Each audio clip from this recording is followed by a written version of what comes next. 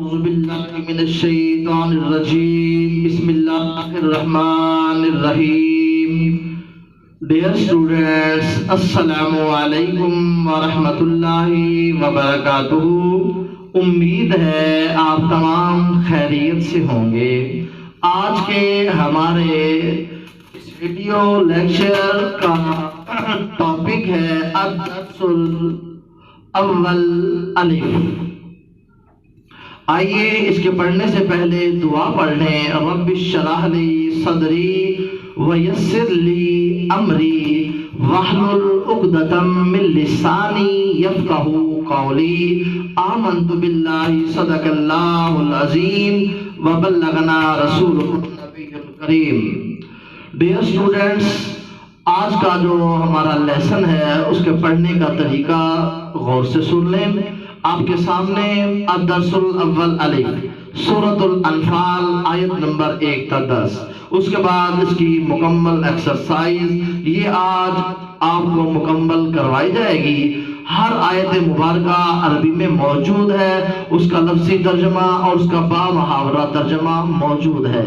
मैं आपके सामने सिर्फ आयत मुबारका का मफ़हूम, जो इसके अंदर अहकामात और जो आपके पेपरों या आपके सब्जेक्ट के साथ रिलेटेड चीज़ें हैं, मैं उनकी वजाहत करता जाऊंगा. तो ये अगर मज़ीद सवालात आपने करने हो, मेरा नंबर मौजूद है, व्हाट्सएप पर आप मज़ीद राब्ता भी कर सकते हैं. पढ़िए बिस्मिल्लाहिर्रहमानिर्रहीम. पहली आयत मुबारका, इसके अंदर अल्लाह तबारक व तआला ने सबसे पहले माले गनीमत के बारे में बताया कि माले गनीमत किसका है. फरमाया माले गनीमत अल्लाह और उसके रसूल का है.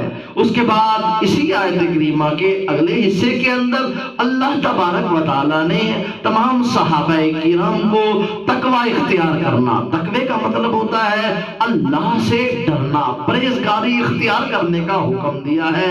फिर इसी आयत मुबारका के अगले हिस्से के अंदर अल्लाह तबारक व तआला ने आपस के ताल्लुकात को बेहतर करने का हुक्म दिया. क्यों? जब माले गनीमत आया तो सहाबाए किराम जब उन्होंने देखा कि माल है तो थोड़ा सा इख्तलाफ पैदा होने लगा. तो वहां अल्लाह तबारक व तआला ने फरमाया व अस्लिहू ज़ाता बैनिकुम, अपने आपस के ताल्लुकात को बेहतर बनाओ. फिर अल्लाह तबारक व तआला ने इसी आयत मुबारका के अंदर अपनी अताअत और अपने नबी की ताबेदारी का हुक्म दिया.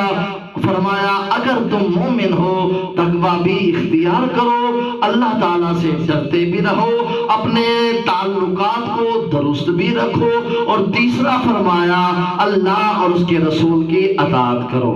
ये पहली आयत मुबारका का मुकम्मल मफहूम आपके सामने. अब दूसरी आयत मुबारका, इस आयत मुबारका के अंदर अल्लाह तबारक व तआला मोमिनों की सिफात बयान कर रहे हैं. आप एक्सरसाइज के अंदर जब अस्सवालुल अव्वल पढ़ेंगे वहां भी सवाल होगा कि सूरतुल अनफाल के अंदर मोमिनों की कितनी सिफात बयान की गई है. तो अल्लाह तबारक व तआला ने मोमिनों की 5 सिफात बयान की है. पहली सिफत, मोमिन तो वो है जब खुदा का जिक्र किया जाता है उनके दिल डर जाते हैं. अल्लाह ताला का खौफ दिल के अंदर होना ये ईमान की अलामत है, ईमान की जान है. इसी तरह दूसरी सिफत अल्लाह तबारक व तआला ने मोमिनों की ये बयान फरमाई कि जब उन्हें उसकी आयतें पढ़कर सुनाई जाती हैं तो उनका ईमान बढ़ जाता है, उनका ईमान मजबूत हो जाता है. तीसरी सिफत अल्लाह तबारक व तआला ने इस आयत मुबारका के अंदर बयान फरमाई कि वो अपने परवरदिगार पर भरोसा रखते हैं, वो अपने परवरदिगार पर भरोसा रखते हैं, कामिल यकीन और ईमान रखते हैं. उसके बाद चौथी सिफत अल्लाह तबारक व तआला ने ये बयान फरमाई कि वो नमाज कायम करते हैं, नमाज अदा करते हैं. हम भी مومن ہیں تو ہمارے اندر بھی یہ صفات پیدا ہونی چاہیے. اللہ کا خوف ہمارے دل میں بھی ہونا چاہیے اور اللہ کا قرآن جب سنے ہمارا ایمان مضبوط اور کامل ہو جانا چاہیے. اسی طرح تیسری صفت جس میں ہم بڑے کمزور ہیں، نماز ہم پابندی سے ادا نہیں کرتے، تو ڈیئر اسٹوڈنٹس آپ مجھ سے وعدہ کریں کہ یہ صفت اپنے اندر پیدا کریں گے، ساری نمازیں وقت پر باجماعت ادا کریں گے. یہ صفت اللہ تبارک و تعالی نے یہاں مومنوں کی بیان فرمائی ہے. اس کے بعد پانچویں صفت اللہ تبارک و تعالی نے اس آیت مبارکہ میں فرمائی کہ جو مال انہیں دیا جاتا ہے وہ اللہ کی راہ میں خرچ کرتے ہیں. یہ پانچ صفات یہ اللہ تبارک و تعالی نے مومنوں کی بیان فرمائی. اگلی آیت مبارکہ کے اندر پہلے اللہ تبارک و تعالی نے صفات، پھر فرمایا یہی سچے مومن ہیں جن کے اندر یہ پانچ خوبیاں پائی جاتی ہیں. اب کہا یہ سچے ہیں تو ان کو کیا ملے گا، ان کے لیے مقام کیا ہوگا؟ اللہ تبارک و تعالی نے فرمایا ان کے لیے ان کے رب کے پاس بڑے بڑے درجے ہیں، بڑے بڑے مقام ہے، اور فرمایا بخشش ہے، مغفرت ہے اور عزت والا رزق ہے. یہ اللہ تبارک و تعالی کا انعام ہے. کن پر؟ مومنوں پر، جن کے اندر یہ پانچ صفات پائی جاتی ہیں. اگلی آیت کریمہ کے اندر اللہ تبارک و تعالی نبی پاک کا مدینے سے نکلنے کا تذکرہ فرما رہے ہیں. جب ہمارے نبی پاک حضرت محمد مصطفیٰ صلی اللہ علیہ وآلہ وسلم آپ روانہ ہوئے تو چند صحابہ کرام پریشان ہوئے، ناخوش ہوئے. بھئی ہماری تعداد کم ہے. ناخوش ہونے کی وجہ یہ تھی، پریشان ہونے کی وجہ یہ تھی ہماری تعداد کم ہے، ان کی تعداد زیادہ ہے. ہمارے پاس اسلحہ نہیں، ہمارے پاس ساز و سامان نہیں، ہمارے پاس افرادی طاقت نہیں، ہمارے پاس سب کچھ کم ہے کفار کے مقابلے میں. تو اللہ تبارک و تعالی نے یہاں ذکر کیا ان لوگوں کو پریشان نہیں ہونا چاہیے تھا جس طرح اللہ تبارک و تعالی نے اے محمد عربی صلی اللہ علیہ وآلہ وسلم آپ کو آپ کے گھر سے نکالا، اسی طرح ان کو بھی نکلنا چاہیے تھا. حالانکہ ایک جماعت مومنوں کی ناخوش تھی. ٹھیک ہے، یہاں تک سمجھ آ گئی؟ ڈیئر اسٹوڈنٹس اگلی آیت کریمہ آپ دیکھیں کہ وہ جھگڑ رہے تھے نبی پاک صلی اللہ علیہ وسلم سے، آ کر باتیں کر رہے تھے، آیا ہم جیتیں گے، آیا مدد آئے گی، آیا ہمارا دین سچا ہے؟ تو اللہ تبارک و تعالیٰ نے فرمایا حق تو ظاہر ہو چکا تھا کہ اب اسلام کا بول بالا ہونا ہے، اب مسلمانوں نے مومنوں نے کامیاب ہونا ہے. اور اس کے باوجود نبی پاک صلی اللہ علیہ وآلہ وسلم سے آ کر جھگڑ رہے تھے، گفتگو کر رہے تھے. اس کے ظاہر ہونے کے بعد ایسے لگتا تھا جیسے وہ موت کی طرف دھکیلے جا رہے ہو اور وہ اس کو دیکھ رہے ہو. آگے جو آیت کریمہ ہے آیت مبارکہ کا نمبر 7 ہے. یہاں دو گروہوں کا ذکر ہے، دو گروہوں کا. سوال نمبر 2 وہ انشاءاللہ آگے پڑھیں گے. دو گروہ کون سے تھے؟ ایک لشکر تھا، ایک قافلہ تھا. ایک لشکر کہاں سے آ رہا تھا؟ اس کی قیادت کون کر رہا تھا؟ لشکر مکے سے آ رہا تھا، اس کی قیادت ابو جہل کر رہا تھا. یہ جنگی لشکر تھا، یہ مکہ سے مدینہ چڑھائی کرنے کے لیے آ رہا تھا. اور دوسرا قافلہ تھا، وہ بھی کافروں کا تھا، وہ ابو سفیان کی قیادت میں شام سے مدینہ کے راستے سے مکہ جا رہا تھا. یہ دو گروہوں کا ذکر ہے.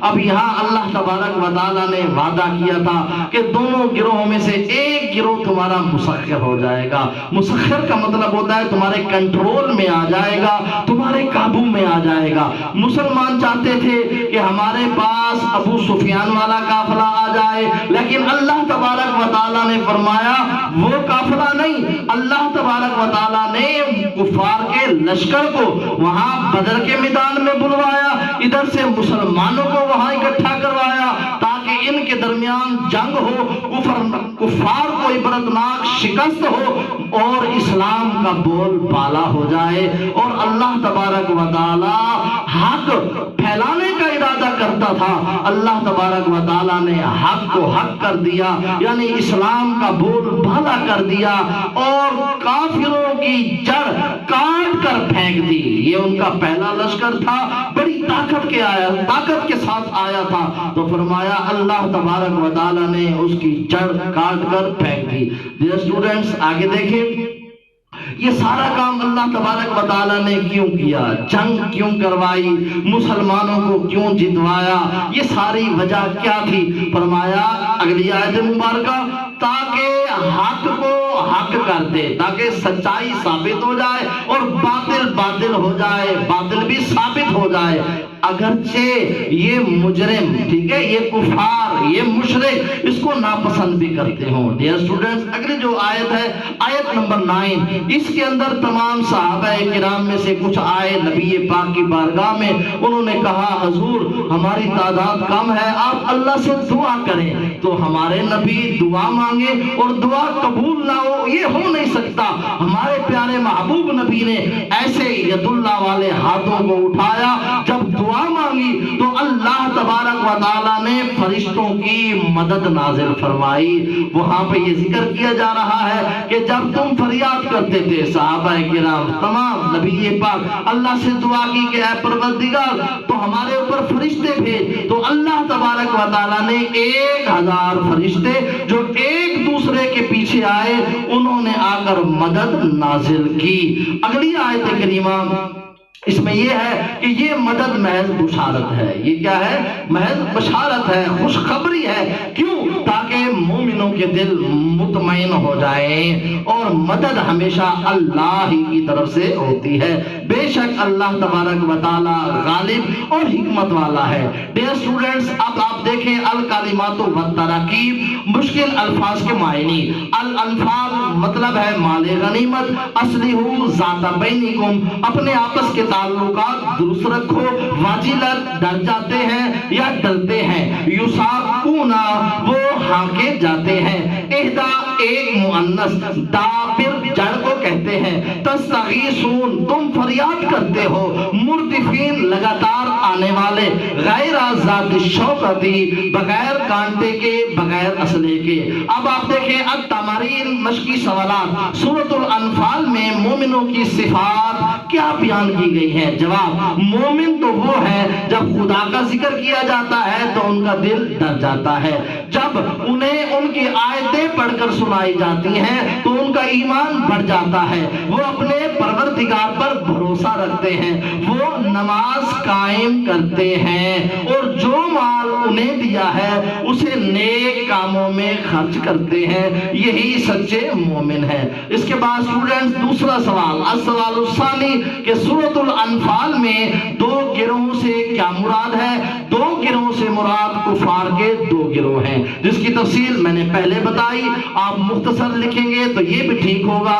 ابو جہل کا گروہ جو مسلمانوں سے جنگ کے لیے بدر کے مقام پر پہنچا تھا، دوسرا گروہ ابو سفیان کا تھا جو شام کا مال تجارت لے کر آ رہا تھا۔ اس کے بعد تیسری سوال، مدرجہ ذیل عبارات کا مفہوم۔ سب سے پہلے پہلی آیت، فاتقوا اللہ واصلحوا ذات بینکم، تم خدا سے ڈرو اور آپس میں تعلقات درست رکھو یا آپس میں صلح رکھو۔ اس کا مفہوم، مومنوں کو اس آیت مبارکہ میں تاکید کی گئی ہے، انہیں اللہ تعالیٰ سے ڈرنا چاہیے، اپنے لوگوں کو پاک صاف رکھنا چاہیے، اور اس کے ساتھ ساتھ آپس میں اختلاف نہیں کرنا چاہیے، بلکہ اتفاق اور اتحاد کا مظاہرہ کر کے اپنے معاملات کو درست رکھنا چاہیے۔